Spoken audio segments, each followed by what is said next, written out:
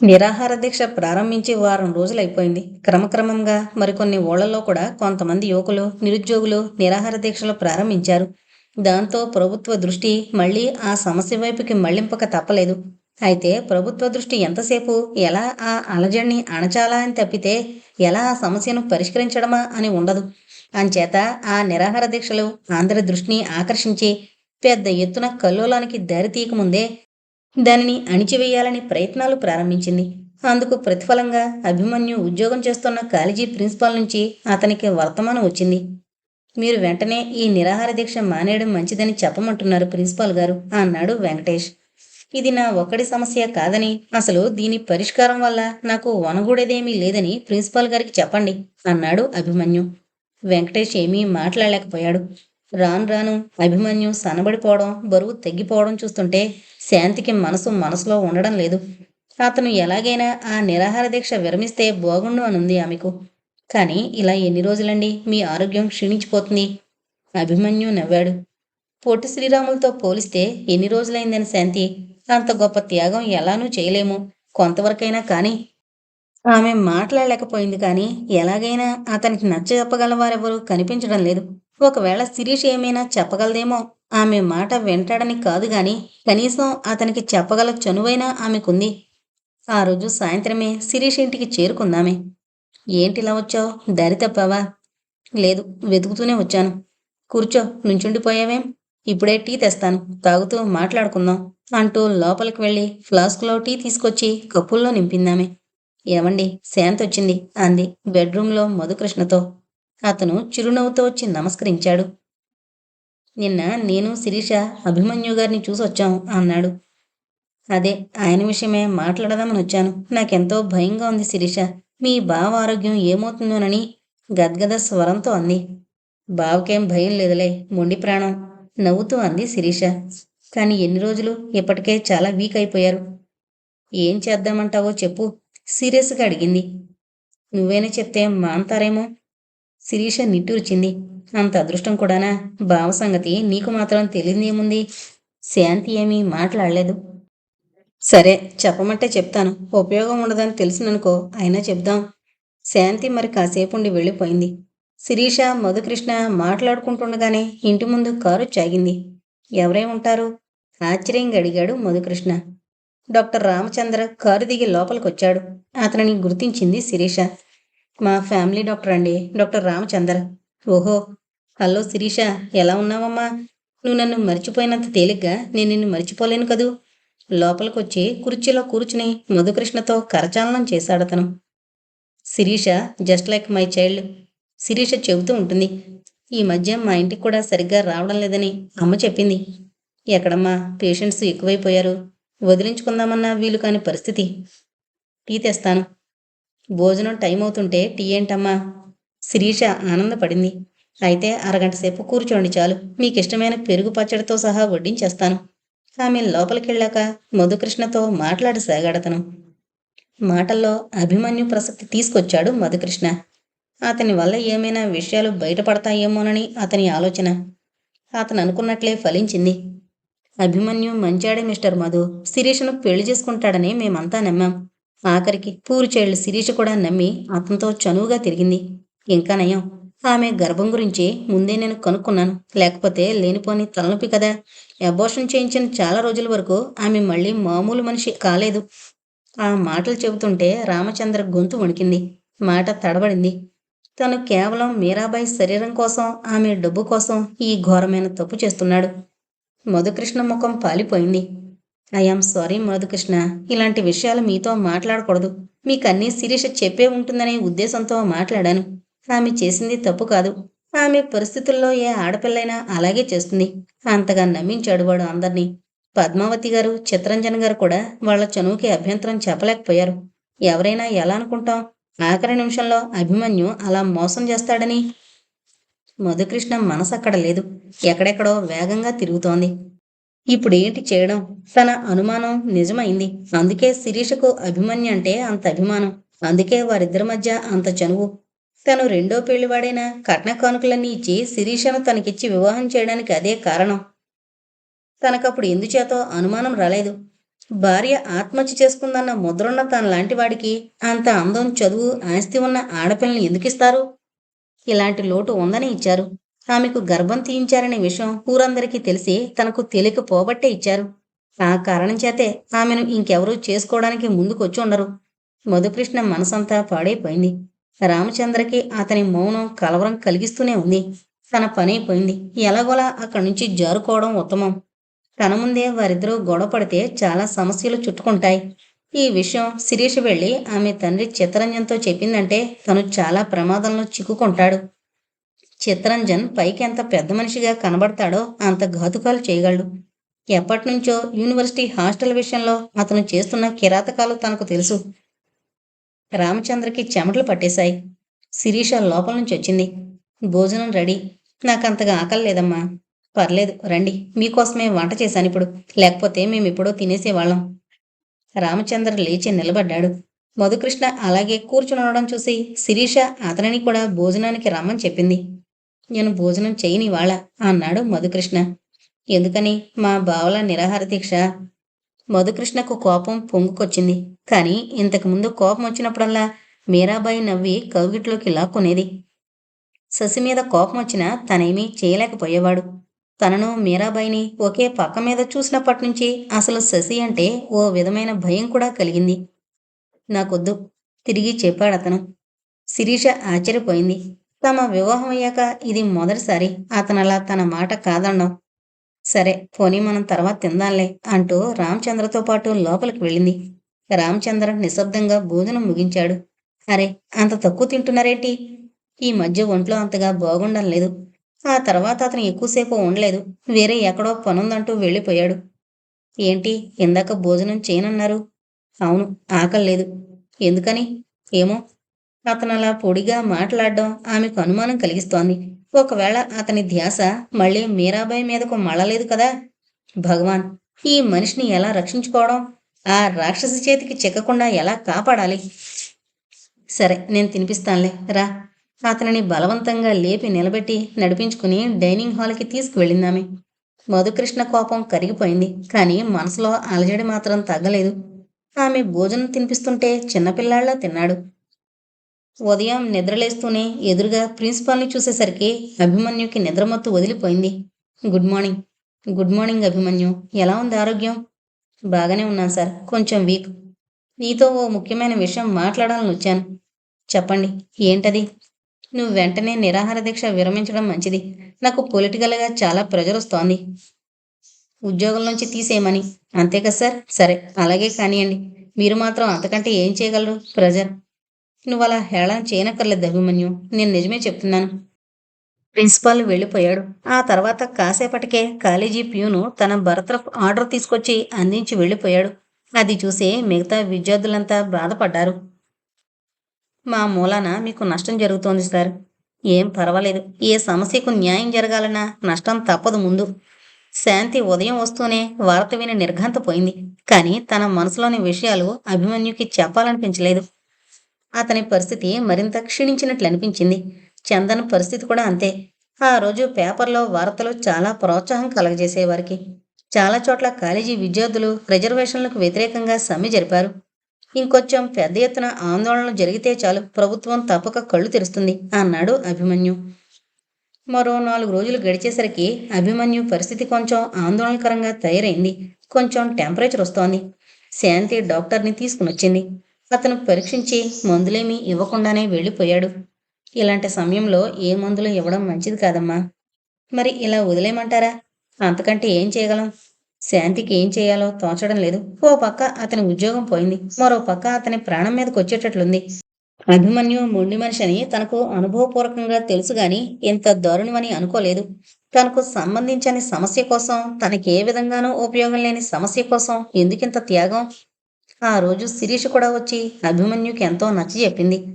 నీకు తెలీదు చిటపట, ఆమరణ నిరాహార దీక్షలు రాజకీయ నాయకులు లేకపోతే వెంటనే విరమించుకునేవారు చెయ్యాలి. నీలాంటి వాళ్ళు కాదు. శిరీష, నేను ఏనాడైనా పంతం పడితే వదలకుండా మానానా? మా అమ్మ బుద్ధే నాది కూడా. అమ్మకెంత పంతమో చూచావుగా. చనిపోతూ కూడా నా కోసం కబురు చేయలేదు. శాంతికి ఆ రాత్రి నుంచి నిద్ర పట్టడం మానేసింది. హఠాత్తుగా యూనివర్సిటీ ఏరియా అంతా అభిమన్యు ఫోటోలున్న వాల్ పోస్టర్లు వెలిసేసరికి చిత్తరంజన్ ఆశ్చర్యపోయాడు. అతను ఇన్ని రోజులు అభిమన్యు పరిస్థితి ఎవరూ పట్టించుకోకపోవడం చూసి లోలోపల ఆనందించాడు. రేపు హఠాత్తుగా అతను చనిపోయినా ఎవరూ పట్టించుకునేటట్లు కనిపించలేదు. అలాంటిది హఠాత్తుగా ఆ వాల్ పోస్టర్లు ఎవరంటించారో అతనికి అర్థం కాలేదు. అంటే ఏదో రాజకీయ పార్టీకి చెందిన విద్యార్థి సంఘం అతనికి బలపరుస్తోందన్నమాట.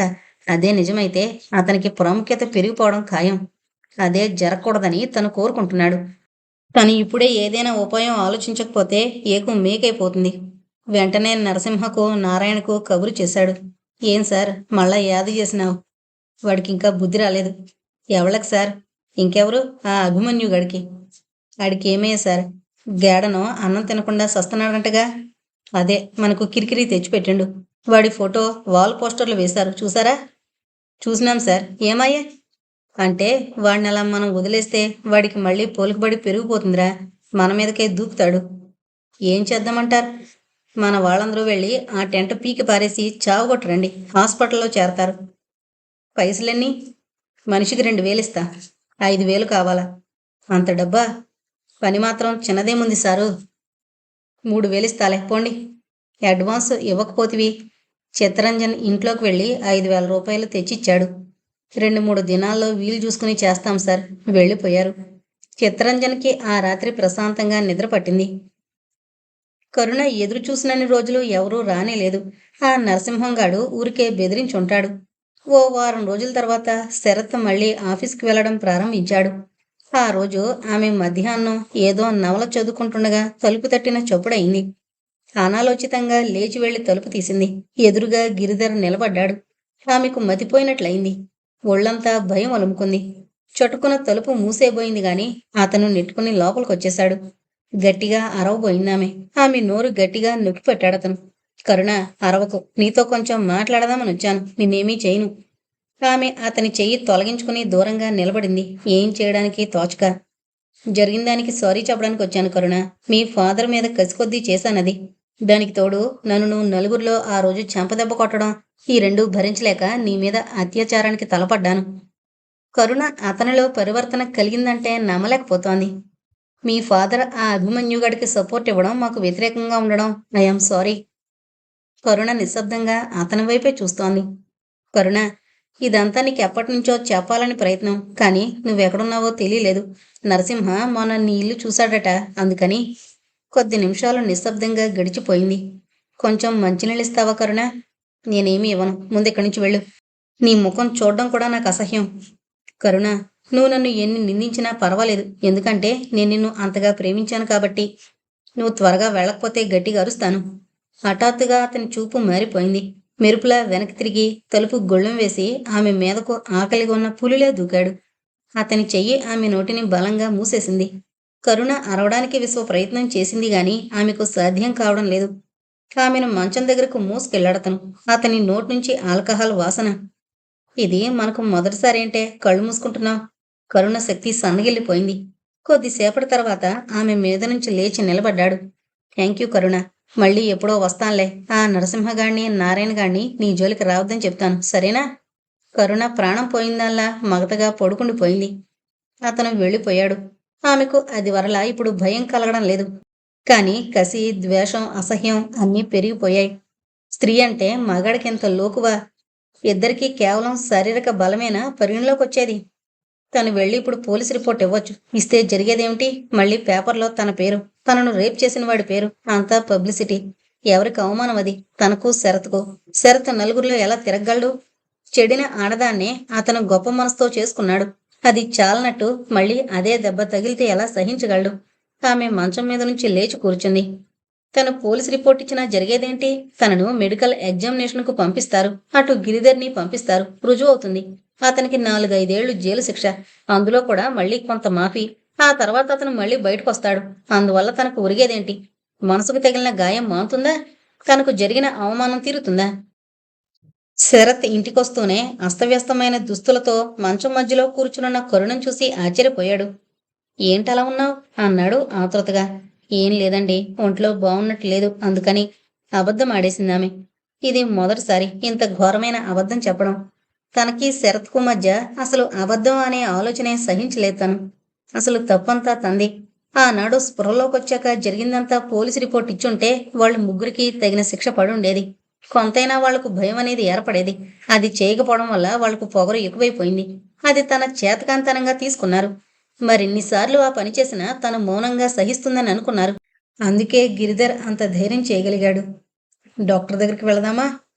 వద్దండి, కొంచెం నలతగా ఉందంతే, తప్పించుకుంది. మధుకృష్ణ ప్రవర్తనలో ఏదో మార్పు కనిపెట్టింది శిరీష. అదివరలా తనతో చనువుగా ఉండడం లేదతను. రోజు ఇద్దరు సాయంత్రం ఎక్కడికో చోటకు వెళ్లేవారు. అలాంటిది ఈ వారం రోజుల నుంచి ఇల్లు కదలడం లేదు. తను ఎంత తరచి అడిగినా చెప్పడం లేదతను. ఎందుకో ఎక్కడికి వెళ్లాలనిపించడం లేదు. పోనీ ఎక్కడికైనా టూర్ వెళ్ళొద్దామా? అడిగిందామె. వద్దు శిరీష. ఏంటసలు మీ మనసులోని ఆలోచన? నాతో చెప్పకూడదా? చెప్పేందుకేమీ లేదు. చెప్పకపోతే నాకెలా తెలుస్తుంది? అతను మాట్లాడలేదు. నిజానికి పరిస్థితుల్లో ఏం చెయ్యాలో మధుకృష్ణకే తెలియడం లేదు. మనసులో మాత్రం అప్పుడప్పుడు మీరాబాయి దగ్గరికి వెళ్ళిపోవాలన్న కోరిక కలుగుతోంది. అలా ఎందుకనిపిస్తోందో తనకే తెలీదు. ఆ రోజు తను బయట గార్డెన్లో పచారులు చేస్తుంటే ఓ కుర్రాడు పరుగుతూ వచ్చాడు. మీకీ చీటీ ఇమ్మన్నారు అమ్మగారు అనేసి పరిగెత్తాడు. ఎవరు అన్న ప్రశ్న కూడా వినిపించుకోలేదు. దూరంగా కారు స్టార్ట్ అవుతూ కనిపించేసరికి ఇట్టే గుర్తుపట్టాడతను. వదిన కారది. ఆతృతగా చీటీ విప్పి చూశాడు. మధు, ఒక్కసారి వచ్చిపో, ఇంకెప్పుడూ రానవసరం లేదు, రమ్మని కూడా అడగను మీరాబాయ్. అతను చీటీని ముక్కలు ముక్కలుగా చింపి పారేశాడు. కానీ మనసు మాత్రం కళ్ళెల్లేని గుర్రంలా పరిగెడుతోంది. ఎందుకు రమ్మంది? ఏం పనుంది? ఎందుకు ఒకసారి వెళ్ళడం? ఆమెకేమైనా సహాయం కావాల్సి వచ్చిందా? లేక ఎటూ పోవడం లేదు అతనికి.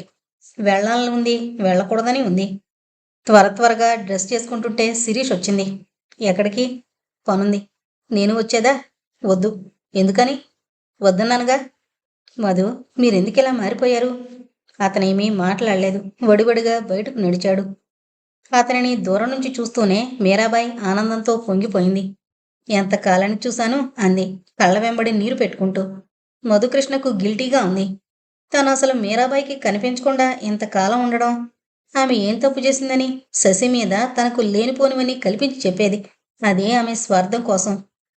ఎందుకు చీటీ పంపించావు? అది పంపకపోతే రానే రావు కదూ. నేనంటే ఎందుకు అంత కోపం? నీ సుఖానికి, నీ సంసారానికి నేను అడ్డొస్తున్నాననుకున్నావా? అది కాదు. నా సుఖం కంటే నాకు నీ సంతోషం ముఖ్యం మధు. నన్ను నువ్వు సరిగ్గా అర్థం చేసుకోలేదు. ఇంత ఇంటిని ఆస్తిని పెట్టుకుని నేనేం చేయను? ఎవరికోసం ఇవన్నీ? నాకు తోడెవరూ లేకుండా ఒంటరిగా ఎంతకాలం ఉండను?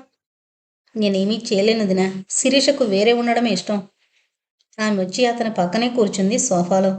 శిరీష్కేం తెలుసు? నువ్వు చెప్తే కాదంటుందా? అతనికి ఆమె స్పర్శ మళ్ళీ పాత రోజుల్ని గుర్తు తెచ్చింది. అది గ్రహించింది మీరాబాయి. నా మధు, నన్ను పూర్తిగా మరిచిపోయావు కదూ. అతనిక నిగ్రహించుకోలేకపోయాడు. ఆమెను కౌగిలించుకుని అల్లుకుపోసాగాడు. నాకు తెలుసు నా పిచ్చి మధు ఎప్పటికైనా నా దగ్గరికి వస్తాడని. అతని గాఢంగా హత్తుకుంటూ అందామె. రాత్రి 10 అవుతుండగా స్పృహలోకి వచ్చాడు మధుకృష్ణ. అతని మనసంతా పశ్చాత్తాపంతో నిండిపోయింది. ఇంతకాలం తను అనుకున్నదంతా ఇవాళ నాశనం అయిపోయింది. శిరీషకు ప్రామిస్ చేశాడు మరోసారి వదిన ముఖం చూడనని. ఇప్పుడేం జరిగింది? ఆమెకెలా తన ముఖం చూపడం? తలుపు తట్టిన చప్పుడయింది. మీరాబాయి చీర చుట్టుకుంటూ వెళ్లి తలుపు తీసింది. ఎదురుగా శిరీష నిలబడింది. మీరాబాయి కంగారు పడిపోయింది. ఏం కావాలి? మధుకృష్ణ. లోపల నుంచి శిరీష గొంతు విన్న మధుకృష్ణ త్వరగా లేచి బయటకొచ్చాడు. వారిద్దరినీ చూస్తూనే జరిగిందంతా ఊహించుకుంది శిరీష. ఆమె కోపం పట్టలేకపోయింది. ఎందుకిలా చేశారు? మధుకృష్ణ కాలర్ పట్టుకుని శివమెత్తిందాల్లా ఊపేస్తూ అడిగింది. అతను తల వంచుకున్నాడు. జవాబు చెప్పండి. నేను మీకేం తక్కువ చేశాను? ఆ రోజు నా చేతిలో చేయి వేసి చెప్పారే, అదంతా మరిచిపోయారా? నన్ను చూడాలనొచ్చాడు, అందులో తప్పేముంది? మధ్యలో కల్పించుకుంటూ అంది మీరాబాయి. నువ్వు నోరు మూసుకో. మీ ఇద్దరు ఇప్పటిదాకా ఏం చేశారో నాకు తెలియదనుకోకు. చిన్నప్పటి నుంచి నువ్వు మధుతో ఆడుతున్న నాటకమంతా కూడా నాకు తెలుసు. మీరాబాయి తెల్లబోయింది. ఆ విషయం శశి కొక్కరతికే తెలుసు. ఆ రహస్యం శశి కళ్ళారా చూసింది కనుక ఆమెతోనే అంతరించిపోయి ఉంటుందని నమ్మింది. ఏం నీకు తెలిసింది? దబాయించబోయింది. నీ అసహ్యకరమైన ప్రవర్తనంతా నా నోటితో వినాలనుందా? తీక్షణంగా అడిగింది శిరీష. పదండింటికి, మధుకృష్ణతో అంది శిరీష. అతను మీరాబాయి వైపు ఒకసారి చూసి బయటకు నడవబోయాడు. మధు, ఇందాక నేను చెప్పిందంతా మర్చిపోయావా? మీరిద్దరూ ఇక్కడికే వచ్చి ఉండమంటే సరేనన్నావుగా? అడిగింది మీరాబాయి. ఏంటి? తోక తొక్కిన తాచులా ఎగసిపడింది శిరీష. మేమిద్దరం వచ్చి నీ ఇంట్లో ఉండాలా? ఉంటే నీ ఇష్టం వచ్చినట్లు నా భర్త తొక్కులుకుదామనా? ఇలాంటి తెలివి తక్కువ పని చేయడానికి, నీ టక్కు టమారాలు సహించడానికి నేను శశిని కాదు. ఇంకొక విషయం కూడా గుర్తుంచుకో. నువ్వు మధుకృష్ణ ఏకమై నన్ను గెంటేసినా నేను శశిలా ఆత్మహత్య చేసుకోను. మీ ఇద్దరిని చంపి అప్పుడు జైలుకి వెళ్తాను. మీరాబాయి నిశ్చేషురాలై నిలబడిపోయింది. మధుకృష్ణ శిరీష వెంబడే బయటికి వెళ్ళిపోయాడు. ఇల్లు చేరుకునే వరకు ఎవరూ ఏమీ మాట్లాడలేదు. ఇల్లు చేరుకున్నాక అతనికి ఎదురుగా కూర్చుని అడిగిందామె. ఇప్పుడు చెప్పండి, ఎందుకు అలా చేశారు? శాంతంగా అడిగిందామె. అతనికి కోపం వస్తోంది. తనదో పక్క తప్పుంచుకుని ఎంత ధైర్యంగా మాట్లాడుతోంది. వదినను చూడాలనిపించింది. ఇంతకాలం లేనిది ఇవాళంత హఠాత్తుగా ఎందుకు అనిపించింది? అనిపిస్తే ఏంటి తప్పు? శిరీష ఉలిక్కి పడింది. అతని ధోరణిలోనే మార్పు అది. అది తప్పు కాదా? ఏం, ఎందుకవుతుంది? మనిద్దరం భార్యాభర్తలం. అలాంటి సంబంధం భార్యాభర్తల మధ్య తప్పితే మరొకరి మధ్య ఉండకూడదని మీరే ఒప్పుకున్నారుగా. అయితే నువ్వు ఆ నిబంధన ఆచరిస్తున్నావా? శిరీష నిర్ఘాంతపోయింది. ఏంటి, ఆ ప్రశ్న నన్నడుగుతున్నారా? అవును, అడిగితే తప్పేముంది? ఆమె లేచి అతని దగ్గరకొచ్చి నిలబడింది. అంటే మీ ఉద్దేశం ఏమిటి? నీ ప్రవర్తన సరిగ్గా లేనప్పుడు నన్ను ఇలా ప్రశ్నించే అధికారం నీకు లేదు. నా ప్రవర్తన సరిగ్గా లేదా? ఏంటి మీరు మాట్లాడుతోంది? మీకేమైనా పిచ్చి పట్టిందా? పిచ్చి కాదు, నీ మాటలన్నీ నమ్మాను. అలా నమ్మడం తప్పని ఇప్పుడు తెలిసింది.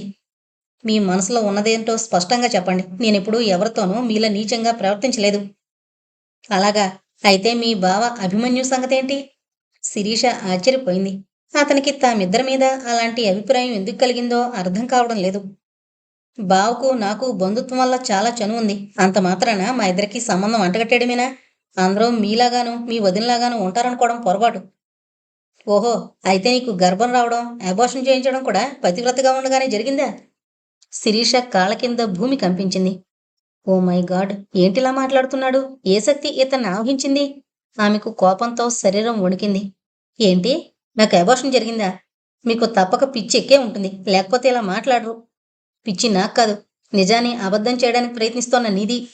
మధు, ఇష్టం వచ్చినట్టు మాట్లాడితే సహించేవారెవరూ లేరెక్కడ. నేను నిన్ను తిట్టినా పడుంటాను, ఏమన్నా సహిస్తాను, కానీ ఇలాంటి పిచ్చి కొదలు కూస్తే మాత్రం భరించను. జాగ్రత్త. కళ్ళల్లో నిప్పులు కురిపిస్తూ అందామె. మధుకృష్ణ ఆమె ఆకారం చూసి జంకాడు. నేనిప్పుడు నిన్నేమీ అనడం లేదు. ఇంకొకరిని మాట్లాడే ముందు నీ గురించి గుర్తు తెచ్చుకోమంటున్నాను. అంటే అక్కడికి నా మీద వేసిన అపవాదం నిజమేనని నేను సరిపెట్టుకోవాలన్నమాట. మీరు పెద్ద త్యాగమూర్తిలా నేను కొలటనైనా జాలిపడి క్షమిస్తున్నారన్నమాట. అంతేనా మీరనేది? నాకిదంతా తెలీదు. నా మీద ఈ లేనిపోనివన్నీ మీకెవరు చెప్పారో నాకు తెలుసు. ఇప్పుడే వెళ్ళి మీ వదినని చెప్పు తీసుకుని బుద్ధి చెప్పొస్తాను. నా సంసారంలో ఈ విధంగా చిచ్చు పెట్టడానికి ప్రయత్నిస్తున్నామే. అది చెప్పింది వదిన కాదు. ఆమె కోపం మరింత ఎక్కువైంది. అయితే ఎవరో చెప్పండి, వాళ్ళంతా తేలుస్తాను. నేను ఏ పాపమైనా చేసుంటే నోరు మూసుకుని పడి ఉండేదాన్ని. కానీ ఇలా కావాలని నా మీద బురద జల్లితే ఊరుకునే మనస్తత్వం కాదు నాది. మధుకృష్ణ కొద్ది సెకండ్లు తటపటాయించాడు, చెప్పాలా వద్దా అని. కానీ ఈ పరిస్థితుల్లో తను రామచంద్ర పేరు చెప్పకపోతే శిరీష తన వదినను నిలదీయడం ఖాయం. అనవసరంగా వారిద్దరి మధ్య తగ్గు పెట్టినట్లవుతుంది. చెప్పండి, మాట్లాడరేం? బావను నేను పెళ్లి చేసుకోవాలనుకున్న మాట నిజమే. ఆ విషయమేమీ రహస్యం కాదు. కానీ బావకు మొదటి నుంచి నేనంటే పడదు. అందుకు ఎన్నో కారణాలున్నాయి. అంత ఇష్టం లేనివాడు నాతో అలాంటి సంబంధం పెట్టుకుంటాడా? బావ గురించి ఇదేనా మీకు తెలిసింది? ఇదెవరో కావాలని మీ మనసు కలుషితం చేయడానికి చెప్పారు. ఎవరది? నిజం చెప్పండి. అతని షర్టు కాలరు పట్టుకుని ఊపేస్తూ ఆవేశం గడిగింది. మధుకృష్ణకు తప్పలేదు. ఆ విషయం చెప్పింది ఎవరో కాదు, మీ డాక్టర్ రామచందర్. శిరీష నిశ్చేష్టురాలైంది. తమ ఫ్యామిలీ డాక్టర్ చెప్పాడా? ఎలా సాధ్యమది? అతనెందుకు అలా చెప్తాడు? తన మీద అతనికేం ద్వేషం ఉందని? తమ కుటుంబం అతనికేం ద్రోహం చేసిందని? రామచంద్ర చెప్పాడా? ఆశ్చర్యం అణుచుకోలేక అడిగిందామె. ఇప్పుడైనా అది నిజమని ఒప్పుకుంటావా? లేక అబార్షన్ చేసిన డాక్టర్ని కూడా అబద్ధాల కూరంటావా?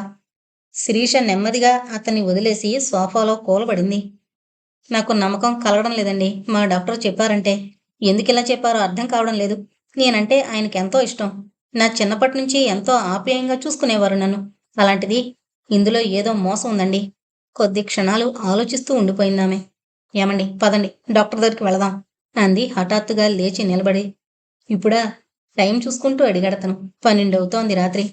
నా సంగతి మీకు తెలీదు. చిన్నప్పటి నుంచి ఎవరైనా సరే ఒక్క మాటన్నా పడేదాన్ని కాదు. అలాంటిది ఇంత పెద్ద అభాండం వేస్తే నాకు నిద్ర పడుతుందా? ఇప్పుడే తేల్చుకోవాలి. పదండి ప్లీజ్. ఇది మీకంటే కూడా నాకెంతో అవసరం. మధుకృష్ణ ఆమెను దగ్గరకు తీసుకున్నాడు. శిరీష, నేను నిన్ను ఏమీ తప్పు పట్టడం లేదు కదా. ఇంకెందుకు రుజువులు? అతనికి చెంప మీద బలంగా కొట్టిందామె. అతను నివ్వెరపోయాడు. మీకోసారి చెప్పాను, నేను చేయని తప్పుకి నాకు జాలి క్షమాభిక్షలు అవసరం లేదని. ముందు పదండి. ఆవేశంగా అనేసరికి అతను ఆమెతో పాటు బయలుదేరక తప్పలేదు. కారు డాక్టర్ రామచంద్ర ఇల్లు చేరింది. నౌకరు నిద్రకాళ్లతో వచ్చి తలుపు తీశాడు. శిరీషను చూడగానే గుర్తుపట్టాడతను. ఏం శిరీషమ్మా? శిరీషమ్మా, ఏమాయే ఇంత రాత్రి వేళ వచ్చినావు? ఏమీ కాలేదు, డాక్టర్ గారితో మాట్లాడాలి. డాక్టర్ సాబ్ ఇప్పుడు ఇంట్లో లేడు. ఎప్పుడొస్తారు? 12 అవ్వచ్చు. ఇప్పుడు ఎక్కడుంటారు? గాడేణ్ణం మీరాబాయి అనే పేషెంట్ గురించి పోతుండాడు దినము. పిడుగుపడ్డట్లయింది ఇద్దరి మీద. మీరాబాయా? అవ్వమ్మా, బంజార్ హిల్స్లో మీదుంటది ఆ యమ్మ. సరే, రేపొద్దున్న వస్తాంలే. ఇద్దరూ వెనక్కు తిరిగి వెళ్లి కారులో కూర్చున్నారు. కారు బంజారా హిల్స్ వైపు పరిగెడుతోంది. ఇద్దరూ మాట్లాడడం లేదు. ఎవరి ఆలోచనలో వాళ్ళున్నారు. మీరాబాయి దగ్గరకు డాక్టర్ రోజూ వెళుతున్నాడంటే అర్థమేమిటి? ఆమె మధుకృష్ణకు బదులు డాక్టర్ని ఉపయోగించుకుంటుందా? అందువల్లే, ఆమె ప్రోద్బలం వల్లే డాక్టర్ మధుకృష్ణకు అలా అబద్ధం చెప్పాడా? మధుకృష్ణ కూడా డాక్టర్ మీద అనుమానం ప్రారంభమైంది. అతను ఆ రోజు అంతసేపు మాట్లాడినా రోజూ మీరాబాయిని కలుసుకుంటున్నట్లు తనతో ఎందుకు చెప్పలేదు? మీరాబాయికి అసలు డాక్టర్ రోజు వెళ్లి చూడాల్సినంత జబ్బేముంది? తను లేని లోటు తప్పితే ఆమెకసలు ఇంకేం అవసరం ఉంది? అదే నిజమైతే అయితే అతనికి మీరాబాయి మీద మొదటిసారి అసహ్యం కలిగింది. ఆమె ఇంత కామపిశాచిగా మారుతుందనుకోలేదు. ఆమె రామచంద్రతో ప్రణయం జరపని, మరెవరితోనైనా జరపని, మధ్యలో మళ్ళీ తననెందుకు ఈడుస్తోంది? తన దారిన తననెందుకు వదలడం లేదు? శిరీషకు తనకు మధ్య విభేదాలు ఎందుకు సృష్టిస్తోంది? కారు మీరాబాయి ఇంటి ముందాగింది. కాంపౌండ్లో డాక్టర్ కారు కనబడుతూనే ఉంది. లోపల లైట్లు వెలగడం లేదు. శిరీష డోరు తెరుచుకుని దిగబోయింది. మధుకృష్ణ ఆమె మీద చేయి వేసి వెనక్కు లాగాడు. ఏంటి? వద్దు శిరీష, ఇప్పుడు ఈ పరిస్థితుల్లో ఆ రాక్షసి ముఖం చూడడం ఇష్టం లేదు. ఇప్పుడంతా అర్థమైంది. ఇదంతా కేవలం అది పన్నిన కుట్రే. అందుకే ఆ రోజు పనిమాల మన ఇంటికొచ్చి నీ గురించి కల్పించి చెప్పి వెళ్ళాడు డాక్టర్. శిరీష డోర్ మూసేసింది మళ్ళీ. సారీ శిరీష, అనవసరంగా నీ మనసు నొప్పించాను. ఆమెను కౌగిలించుకుని పెదాల మీద చుంబిస్తూ అన్నాడతను. శిరీష మనసంతా తేలికైపోయింది. ఒక్కసారిగా మేఘాలు వర్షించినట్లు ఆమె కళ్ళ వెంబడి నీళ్లు తిరిగాయి. అతనిని గాఢంగా తన గుండెలకు హత్తుకుంది. ఇంకెప్పుడూ మన మధ్య ఇలాంటి అపార్థాలు రాకూడదు మధు. ఒకరినొకరు అనుమానించుకుంటూ ఉంటే కలిసి జీవించడంలో ప్రయోజనమేముంది? కారు వెనక్కు తిప్పి నెమ్మదిగా ఇంటివైపు డ్రైవ్ చేయసాగాడతను. అభిమన్యు పరిస్థితి మరింత ఆందోళనకరంగా తయారైంది. లేచి కూర్చోవడం కష్టంగా ఉంది. చందన్, మిగతా విద్యార్థులు మాత్రం కొంత ఓపికతో ఉన్నారు. ఆ రోజు రాష్ట్రంలో చాలా చోట్ల ఆందోళన ఉధృతమైంది. అది గమనించి ప్రభుత్వం రంగంలోకి దిగక తప్పలేదు. ఆ ఉద్యమాన్ని మొగ్గలోనే తుంచకపోతే వచ్చే ఎలక్షన్లలో తమ ఓట్లకు దెబ్బ అని తలపోసింది. ఎలాగైనా ఆ ఉద్యమాన్ని అణిచివేయాలని ప్రయత్నాలు మొదలుపెట్టింది. కొన్ని చోట్ల కొంతమంది విద్యార్థులను అరెస్టు చేశారు. మనల్ని కూడా అరెస్టు చేస్తారేమో అన్నాడు అభిమన్యు. అవును సార్, నాకు అదే అనుమానంగా ఉంది. అరెస్టు చేసి బలవంతంగా గ్లూకోజ్ ఎక్కించొచ్చు. ఒకవేళ అలా చేస్తే మనం ఏం చెయ్యాలి? ఏం చేయగలం సార్? విచారంగా అన్నాడతను. అందుకే ప్రతి ఉద్యమానికి వెనక ఏదొక రాజకీయమైన సపోర్ట్ ఉండాలి సార్. వాళ్ళు ఆ ఉద్యమాన్ని కంటిన్యూ చేయించగలరు. కానీ మననెవరు సపోర్ట్ చేస్తారు? అన్ని రాజకీయ పార్టీలు కేవలం రిజర్వేషన్లు పొందే ప్రజల ఓట్ల మీదే ఆధారపడి మనుగడ సాగిస్తున్నాయి. ఆ రాత్రి అభిమన్యుకి నిద్ర పట్టలేదు. శాంతి కూడా అతని దగ్గరే ఉండిపోయింది. రాత్రి 12 అవుతుండగా ఆమెకు నిద్ర పట్టింది. ఏదో అలికిడైతే మెలకు వచ్చింది. టెంట్లో అందరూ గాఢ నిద్రలో ఉన్నారు. టెంట్ వెనక ఎవరో రహస్యంగా మాట్లాడుతున్న సవడి, మరు క్షణంలో కిరసనాయిల వాసన గుప్పుమంది. శాంతికేదో అనుమానం వచ్చింది. చందన్ గారు, చందన్ గారు అంటూ చందన్ని లేపబోయింది. మరుక్షణంలో టెంటు భగ్గుమంది. మంటలు గాల్లోకి ఎగిశాయి.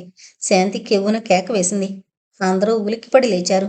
అభిమన్యు లేచి శాంతిని పట్టుకుని బయటకు పరిగెత్తాడు. కాని అతని షర్టు అప్పటికే నిప్పంటుకుంది.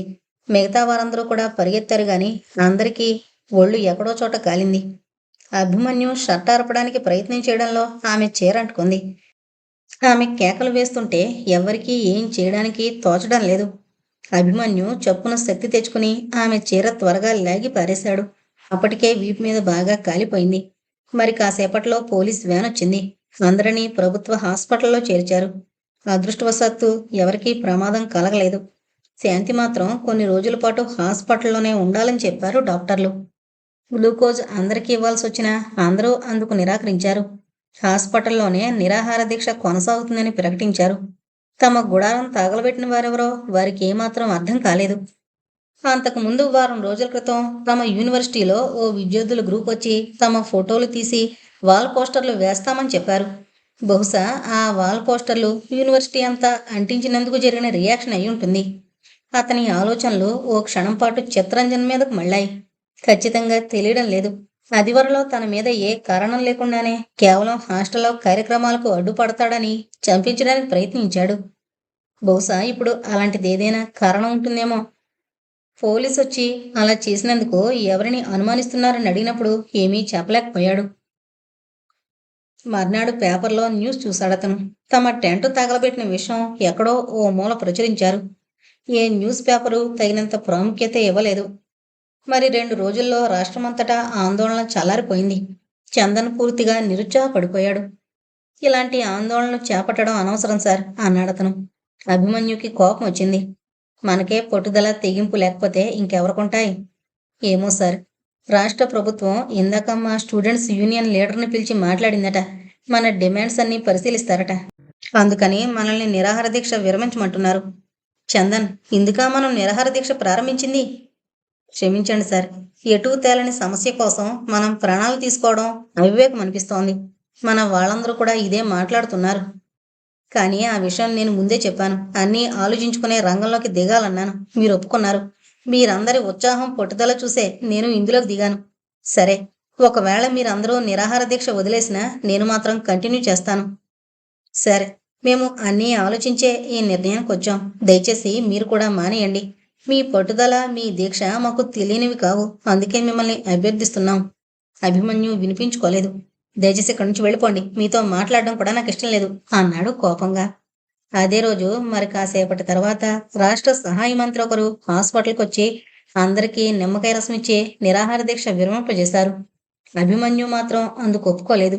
చేసేది లేక ఎవరి దారిన వాళ్ళు ఇళ్లకు వెళ్ళిపోయారు. ఆ రాత్రే అభిమన్యుకి స్పృహ తప్పింది. అతనికి తెలియకుండానే గ్లూకోజ్ ఇవ్వక తప్పలేదు డాక్టర్లకు.